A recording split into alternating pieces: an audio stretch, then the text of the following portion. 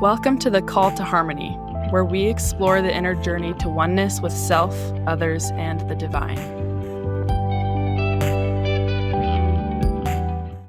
Hello, everybody. We are here again, and glad that you're listening with us. And today, are you all ready for this title of what our topic is today? Get ready, because it's big and it's long. Okay, this episode we are going to be talking about the rise of AI and humanity's new work. I'm just going to explain what that even means in normal terms. That does sound very epic. Yes. The rise of AI and humanity's new work. Well, let me just start by sharing an experience. Just recently, so I'm a parent of 5 children, 3 of whom are teenagers right now. And do you remember being a teenager, Savannah? Yes, I do. Do you generally have fond memories of being parented as a teenager or not as fond memories? I have pretty fond memories. I mean, but my mom was a mom of 9 kids, so I think I slipped under the radar a little bit, and I just kinda did my own thing. Where are you in the 9? I'm 7, so I think Oh, perfectly know positioned yes, for just, invisibility. all the rules and all the things they got out on the older kids, and then, things faded as time went on. That's happening with our kids too. Yeah. Yeah, yeah, as a parent of a teenager of teenagers, sometimes there are just built-in tensions, right? Mm, Teenagers want to be their own person, independent, want to be an adult. Adults wanna make sure that they're doing it right, and I have all of those desires in me, and as a teenager, I didn't wanna be parented at all, and so, I can feel that. yeah. Well, the other day, I had an interaction with one of my teenagers, and afterwards, I was like, "Oh, I'm feeling some tension from that." Yeah.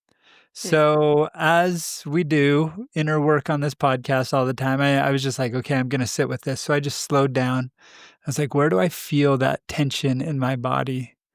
And I got curious about it, and I was like, "Oh, yeah, that there's a tightness in my chest," and so let me just go toward it instead of away from it and allow myself to feel it, breathe into it.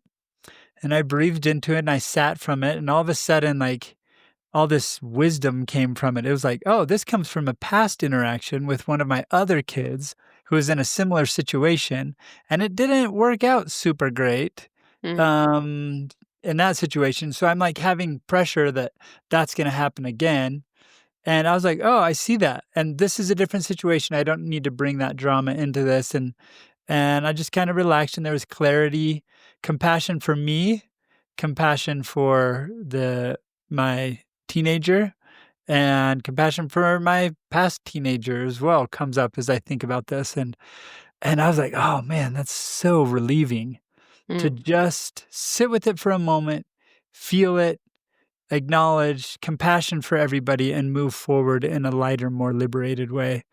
And it just took a few minutes, and just as that clarity and feeling of peace came up, this thought came that was like, "Maybe this is humanity's new work." mm. And I was like, "What?" Like, I don't mean to speak for all of humanity here, that's pretty audacious.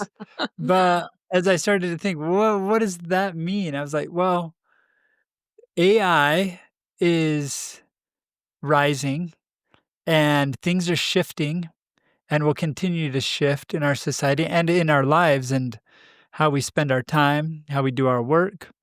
Mm, And it looks like in the very near future, a lot of the time that we've been using for work is going to be freed up for other things. mm, And this isn't a tech episode, like diving into the tech side of things, but more a high level overview. I want to think about what are the amazing possibilities for humanity collectively and humanity individually. We'll talk more individually here on this episode as we turn to a new kind of work that's different than what we've been accustomed to in the past. I mean, through humanity's history and evolution, we've had to really fight for survival. We've had to have work and jobs. There were jobs we just had to spend our time collecting food and hunting and things like that, Yeah. hunting and gathering. And these days, our version is working on something in the outside world. And as things shift, I wonder if our new work is going to be inner work, or I shouldn't say is going to be. I wonder if we're going to have an opportunity to choose a new kind of work that could totally transform us as individuals and humanity as a whole. Hmm. So the opportunity for the inner work comes because we don't have to be struggling for survival, which is what humanity has been intent on.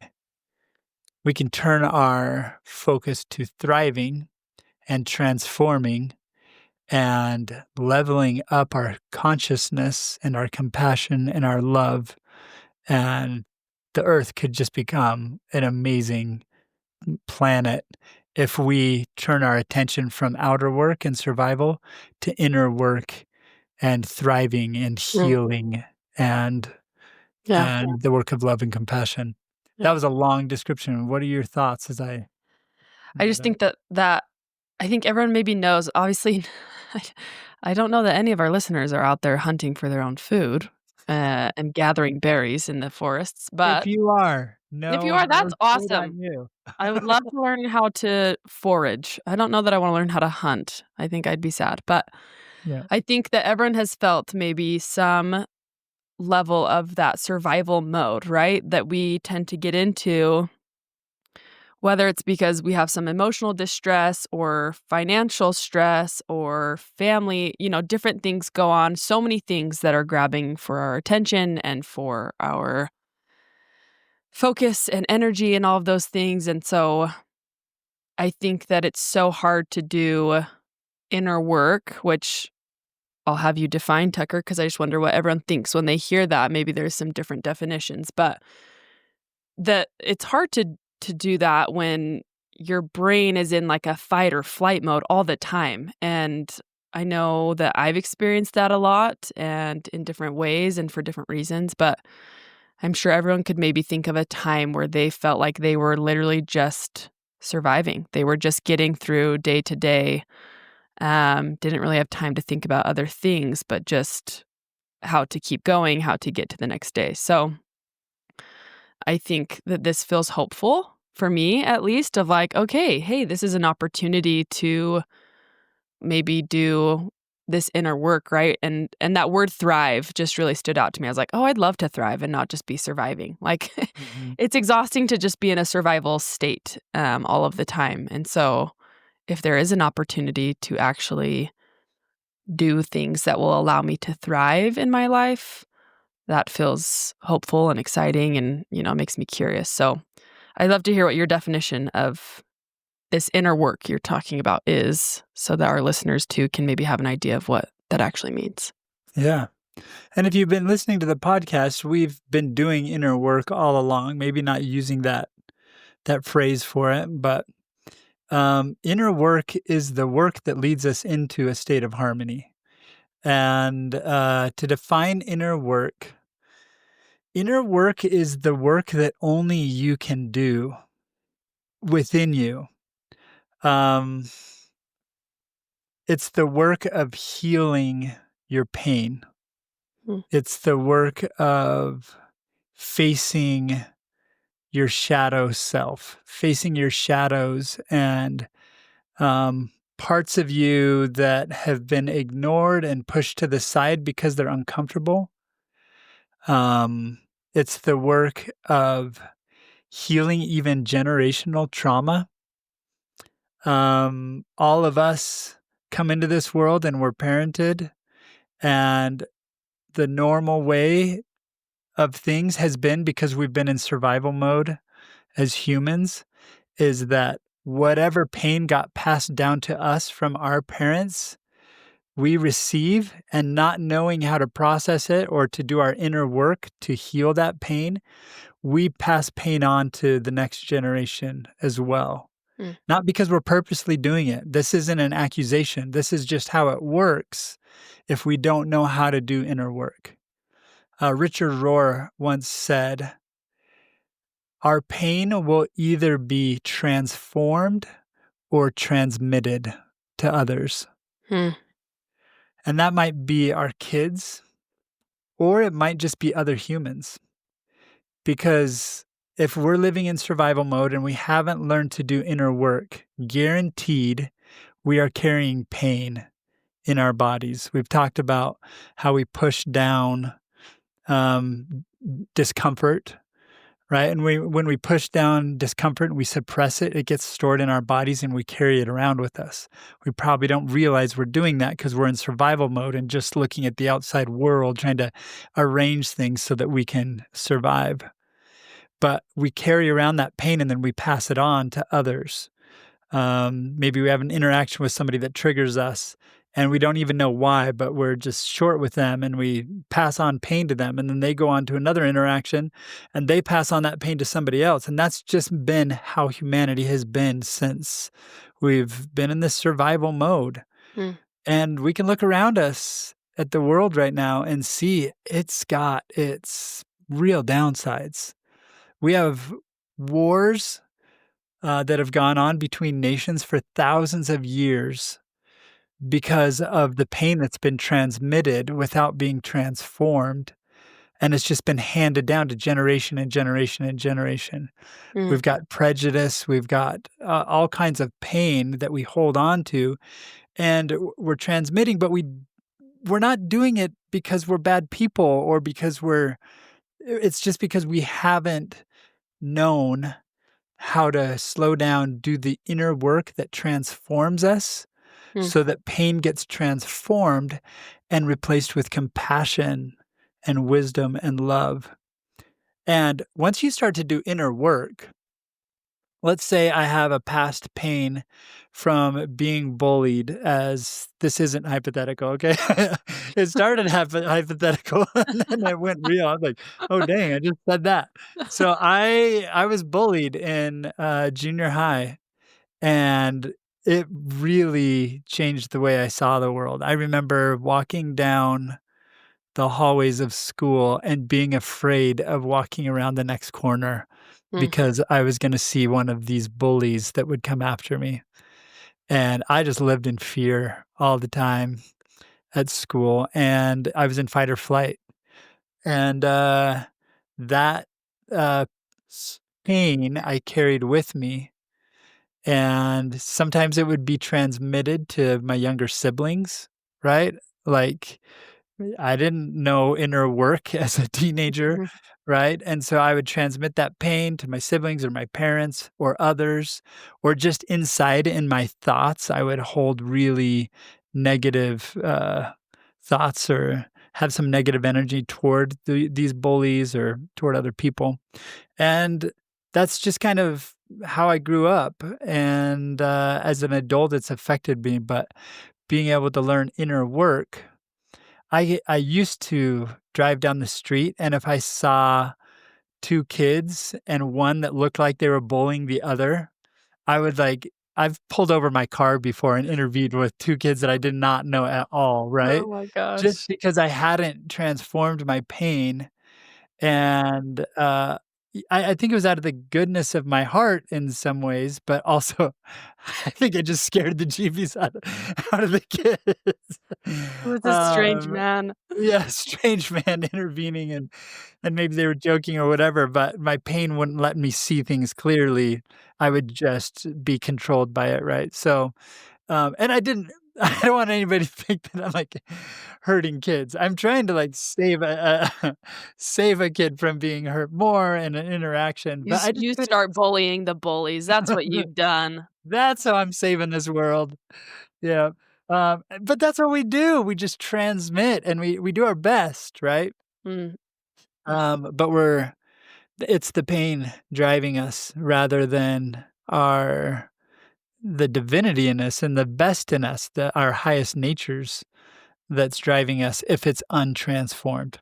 Mm, So inner work is taking responsibility, not because we're at fault or because we're to blame, but just taking responsibility for what's here, what's in mm, us, our experiences, and learning to go toward the discomfort, transform it into something that uh, turns from negative energy into positive energy.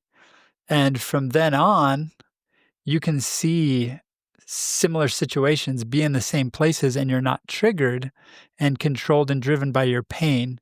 You might even have compassion well up, and you might still intervene, like, but it's gonna come from a totally different place, if that mm. makes sense. Yeah. You might still act, but it's coming from compassion and love, not from, fear and pain. Does that make sense as an example, Savannah? Yeah. Yeah, I think I'm recalling memories and experiences that are relatively recent of my pain controlling my reaction. So, Yeah. and that, yeah, it doesn't but again, it's hard. Like it's I think what you've mentioned is important and hopefully people do hang on to this of like we don't know what we don't know. So, Right. until you're in a situation where you realize how much pain you've been holding on to or that you even have pain around something, like and I'm not very good at this, so this is why I'm saying it. This is more to myself, but to like remind yourself that you don't know things that you don't know. And so, Mm. like you've said too, like for however long, right? We've not known this inner work idea or how to do it, or no one's shown us, or, or maybe we really have just been in this survival state where it's just not even possible. And so I think just giving, yourself grace. Um, we are all doing our best, right? And we all are, I think, trying to be good and do good and like be kind and have compassion, but it's hard to do those things when we've not been shown how or we don't feel like we have that capacity, and that's okay. So, Yeah, absolutely. And in an absolutely fascinating and maybe paradoxical way, our pain is actually one of our greatest assets mm, for our transformation. Um, this is, I want to be able to communicate this well. So maybe I'll just slow down a little bit. Our pain gives us the opportunity to transform. It's not the enemy of transformation. One way that I read about it recently to think and that helps me think about it is like a baby chicken growing in an egg. It's surrounded by the yolk, mm, and it draws all the nutrients that it needs to grow and mature into a baby chicken to be able to hatch is contained in the yolk sac. mm, And so the chicken is nourished by the yolk that it's surrounded by so that it can transform and be born into a chicken with all that it needs to be.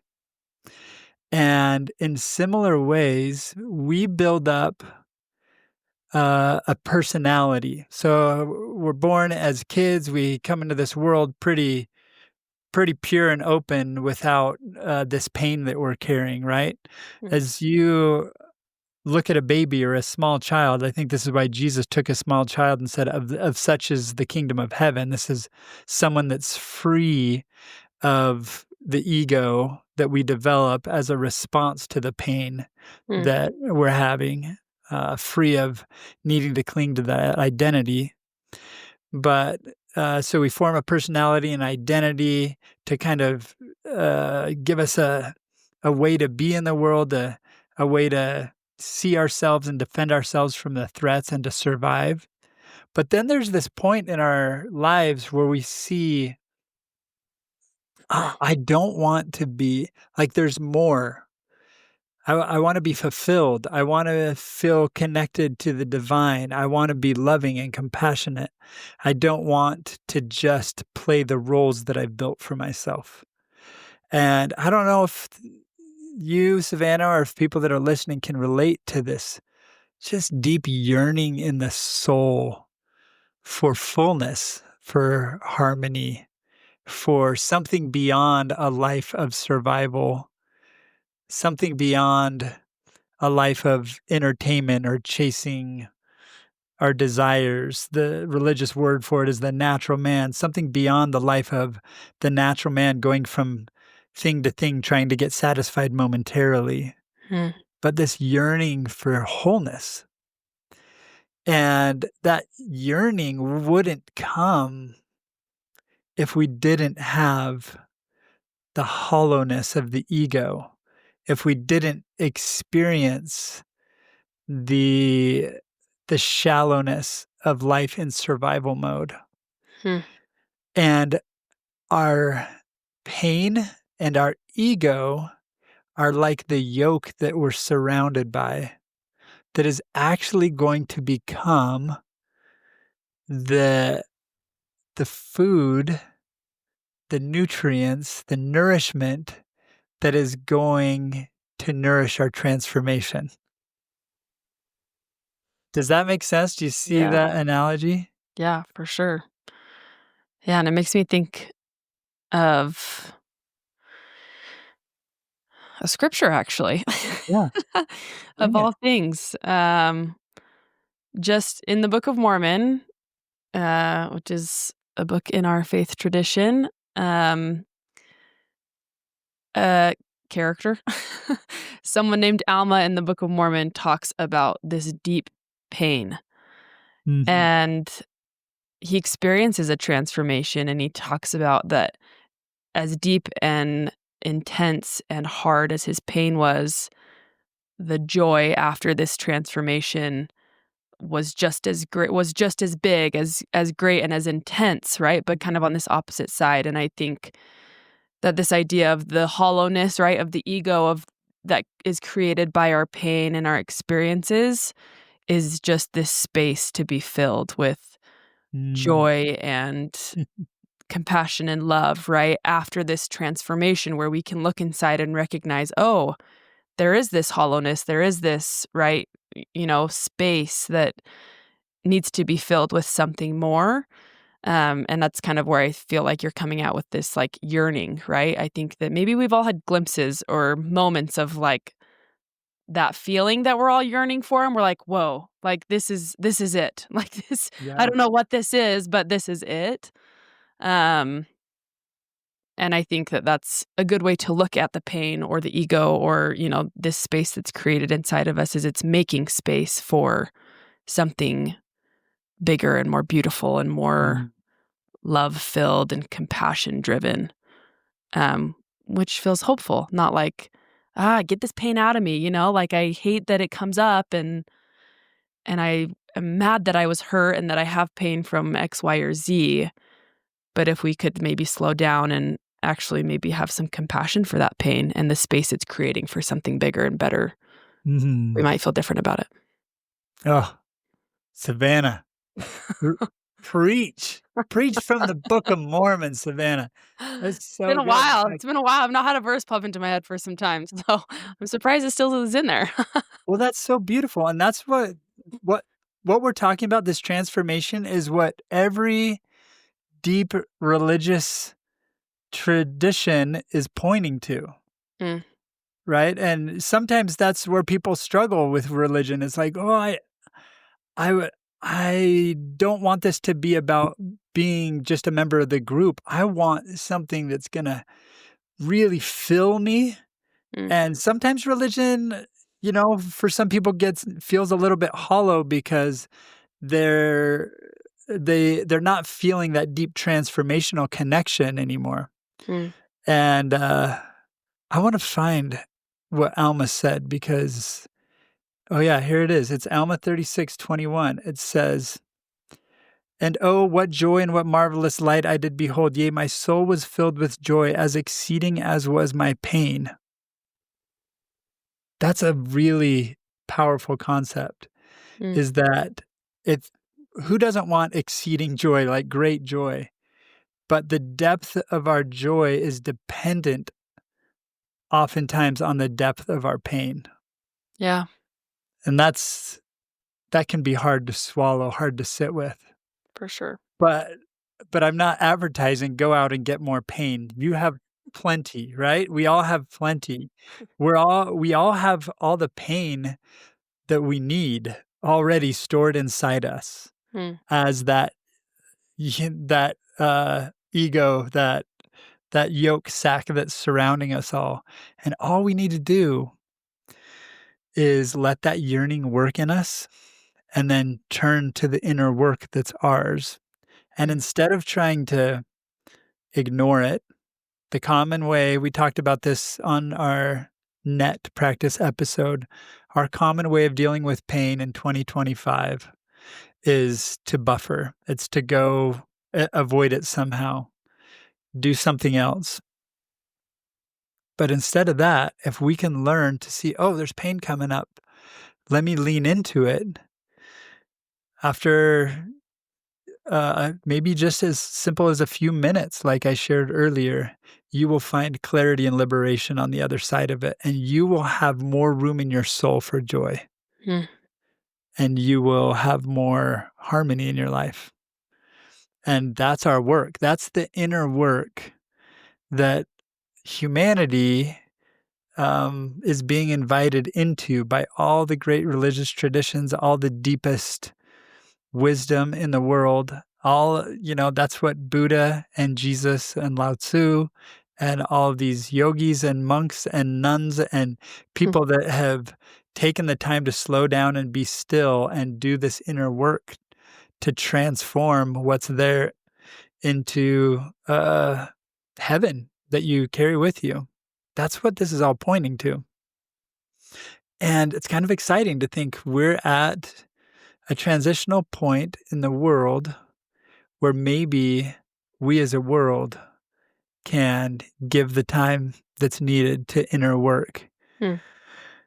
But the choice needs to be made one person at a time, right?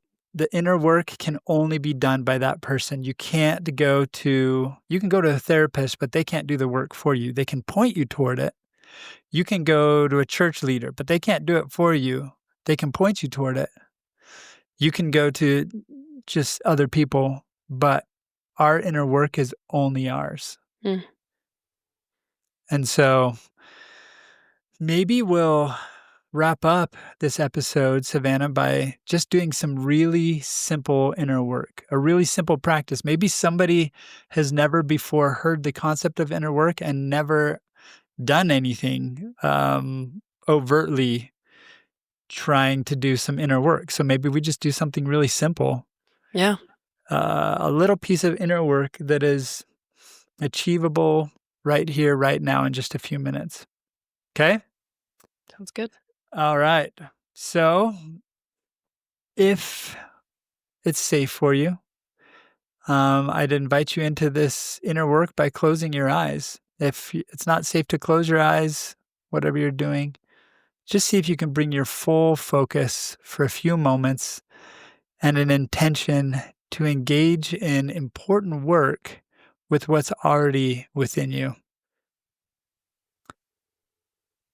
So if you can, close your eyes, and let's start by just taking a deep breath in and gently letting it out.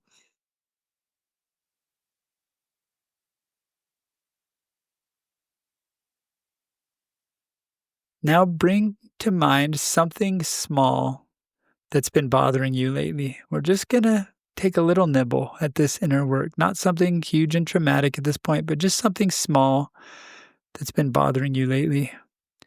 Something that brings a little tension or discomfort with it as you think of it.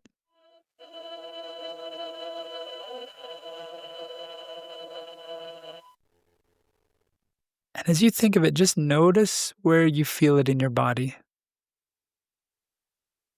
Don't try to change it, just notice. And let yourself welcome that sensation just as it is.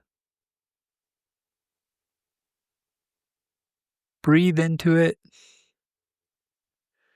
Offer it a little kindness and compassion. It's here to help you transform, after all. And now, simply sit with it. We'll just take a few moments of silence to sit with this sensation, offering it kindness, breathing into it, and staying present. Stay soft.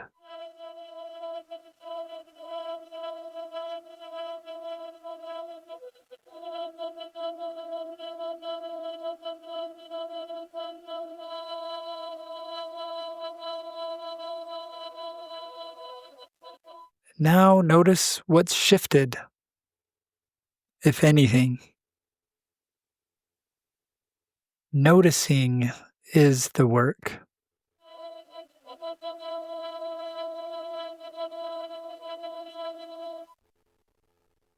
Let's take one more deep breath together.